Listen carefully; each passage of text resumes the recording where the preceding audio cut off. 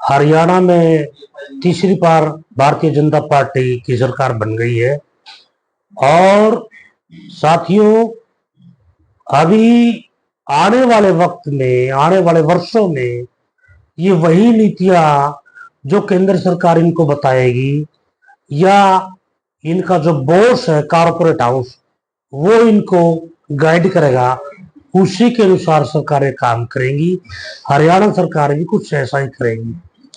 अभी देखेंगे गांव का वो जो गरीब किसान है, गरीब मजदूर है, उसकी जीवन शैली, उसके जीवन में कितना परिवर्तन सरकार की पॉलिसी के द्वारा आएगा। और वो जो मिट्टी के बर्तन बनाने वाला कुम्हार है, जो लकड़ी का काम करने वाला खाती है, और जो मजदूरी करने वाला मजदूर तबका है, किसान को क्या उसकी फसल का पूरा दाम मिलेगा? जो वो मेहनत करता है खेत में, खलिहान में, क्या उसको पूरा प्रतिफल मिलेगा? ये सबसे बड़े मुद्दे आज सरकार के सामने हैं। और क्या सरकार, अभी जो सरकार बनी हरियाणा की, मेरा इससे प्रश्न है, क्या ये किसानों की जमीन जो अधिग्रहण करने के नाम से विकास करती है या नए उद्योग लगाना चाहती है, क्या ये सरकार ये काम बंद कर देगी? क्योंकि सरकार जितनी भी जमीन किसानों की अधिग्रहण करेगी उतनी ही कृषि जो छोटी पड़ेगी, उतना ही प्रदूषण फैलेगा, उतना ही क्राइम आएगा।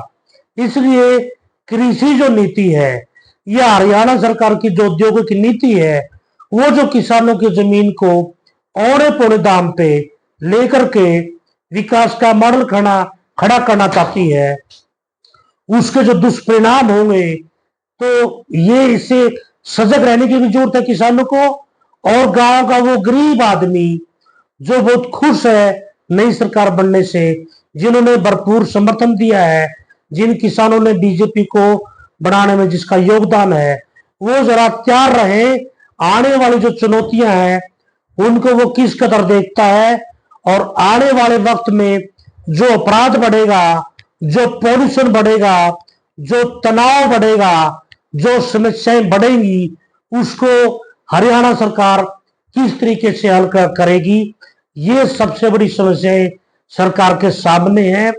और मुझे अंदेशा है सरकार इन बातों पर कोई ध्यान ना दे करके केवल थोती बातें और जो वाहियात की बातें हैं उनकी तरफ ध्यान देगी, जिससे अंधविश्वास पाखंड को बढ़ावा मिले, जातिवाद को बढ़ावा मिले। वो स्कूली शिक्षा, वो चिकित्सा और मूलभूत सुविधाओं का की तरफ उसका ध्यान जाना बड़ा मुश्किल लगता है। पिछले 10 सालों में हमने जो देखा है, एक प्रकार से मैं ये कह सकता हूं दावे के साथ, आने वाली जो सरकार है या अभी जो नई सरकार है, ये अपने पुराने एजेंडे पे चलेगी। इसका वही एजेंडा है, केवल पूंजीपति वर्ग को खुश करेगी और मिडिलमैन देहात की तरफ इसका कोई ख्याल नहीं होगा। और इसलिए प्रत्येक जागरूक नागरिक और जागरूक मतदाता ये थोड़ा सा ध्यान दे। 6 महीने के बाद सरकार के खिलाफ वही तबका सबसे ज्यादा बोलेगा जिस तबके ने इसको जी भर के वोट दिए हैं।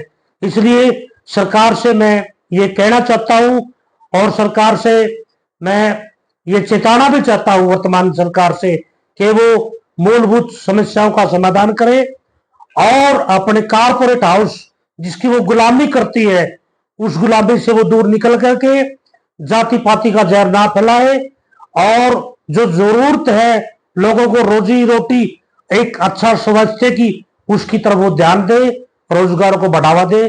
धन्यवाद।